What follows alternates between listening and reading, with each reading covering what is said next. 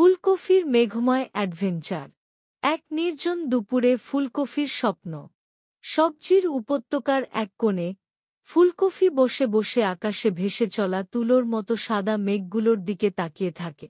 সে একটা দীর্ঘশ্বাস ফেলে বলে, ইস, যদি আমিও একটা মেঘ হতে পারতাম। মুক্তভাবে ভেসে বেড়াতাম, পৃথিবীকে জল দিতাম, আর সবাইকে খুশি করতাম। বাকি সবজিগুলো তার কথা শুনে হাসল। টমেটো মুচকি হেসে বলল, তুমি আর মেঘ? মেঘ তো কেবল জল আর বায়ু দিয়ে তৈরি। তুমি তো মাটিতে স্থির হয়ে দাঁড়িয়ে আছো। কিন্তু ফুলকপি ওদের কথায় কান দিল না। তার হৃদয় আকাশের জন্য আকুল হয়ে রইল। এক বিকেলে যখন ফুলকপি তার স্বপ্ন নিয়ে বসেছিল, হঠাৎ এক মৃদু বাতাস তার চারপাশে দোল খেতে শুরু করল। তুমি কে? সে জিজ্ঞাসা করল, একটা কোমল স্পর্শ অনুভব করে। আমি বাতাসি, এক মৃদু হাওয়া। বাতাসি উত্তর দিল মজা করে ফুলকপির পাতা নেড়ে। তোমাকে দেখে মনে হল একটা বন্ধুর দরকার আছে। ফুলকপির চোখ উজ্জ্বল হয়ে উঠল। আমি মেঘ হতে চাই বাতাসি। তুমি কি আমাকে সাহায্য করতে পারবে? বাতাসি হেসে বলল, মেঘ তো জলবিন্দু দিয়ে তৈরি। কিন্তু আমি হয়তো তোমাকে আকাশের আরও কাছাকাছি নিয়ে যেতে পারি। বাতাসি ফুলকপির চারপাশে ঘূর্ণি তৈরি করল এবং তাকে মাটি থেকে উপরে তোলার চেষ্টা করল।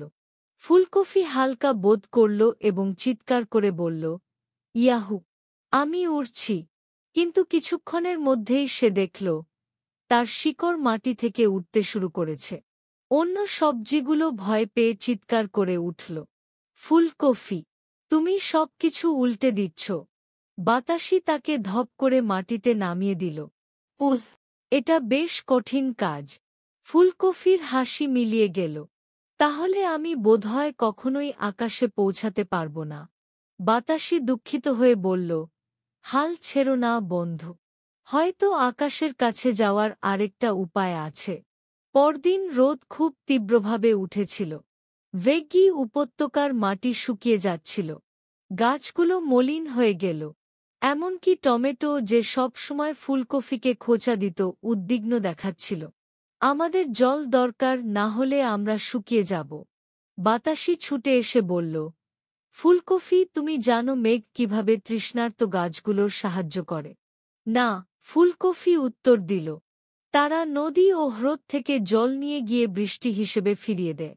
একে বলে জলচক্র। আমরা একসঙ্গে শিখি। বাতাসি ফুলকপিকে কাছের নদীর কাছে নিয়ে গেল। তারা দেখল সূর্যের তাপে নদীর জল বাষ্প হয়ে আকাশে উঠছে। দেখো ফুলকপি, এই জলই মেঘ হয়ে যাবে। ফুলকপি বিস্ময়ে বলল, আমরা কি উপত্যকায় জল ফিরিয়ে আনতে পারি? বাতাসি হেসে বলল, চেষ্টা করে দেখি। বাতাসি ভেগ্গি উপত্যকার উপর দিয়ে ঘুরে বেড়াল, বাষ্পকে আকাশে তুলে নিয়ে গেল। ফুলকপি উচ্ছ্বাস নিয়ে তাকে উৎসাহ দিল, চলো বাতাসি, তুমি পারবে। যখন বাষ্প জমে সাদা মেঘে পরিণত হল, ফুলকপি অনুভব করল সে বড় কিছু করার অংশ হয়ে উঠেছে। হ্যাঁ, এটা কাজ করছে। কিন্তু মেঘগুলো ভেগ্গি উপত্যকার পাশ দিয়ে ভেসে চলে যাচ্ছিল। ফুলকপি চিৎকার করে বলল, দাঁড়াও, এখানে বৃষ্টি দরকার। বাতাসি মেঘের পেছনে দৌড়ালো, জোরে জোরে হাওয়া দিল। ফুলকপি মেঘগুলোর দিকে হাত জোর করে বলল, মেঘ প্লিজ। গাছগুলো খুব তৃষ্ণার্ত। ফুলকপি আন্তরিক অনুরোধে মেঘগুলো ভেগ্গি উপত্যকার উপর জড়ো হল। বৃষ্টি শুরু হল, শুকনো মাটিকে ভিজিয়ে তুলল। বৃষ্টি পড়তে থাকলে সবজিগুলো উল্লাসে ফেটে পড়ল। ফুলকপি আর বাতাসি জিন্নাবাদ।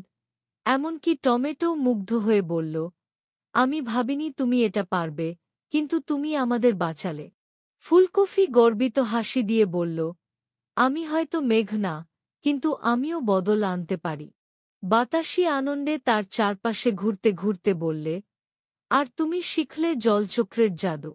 ফুলকপি আকাশের দিকে তাকাল, আর কখনো আকাশে ভেসে যাওয়ার ইচ্ছা করল না।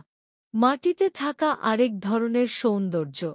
সেই দিন থেকে ফুলকপি উপত্যকার জলচক্রের দূত হয়ে উঠল। সে এভাপোরেশন, কনডেনসেশন আর প্রেসিপিটেশনের গল্প শিখিয়ে বেড়াত। আর যখনই বাতাসি আসত, তারা দুজনে মেঘময় অ্যাডভেঞ্চারের কথা মনে করে হাসত।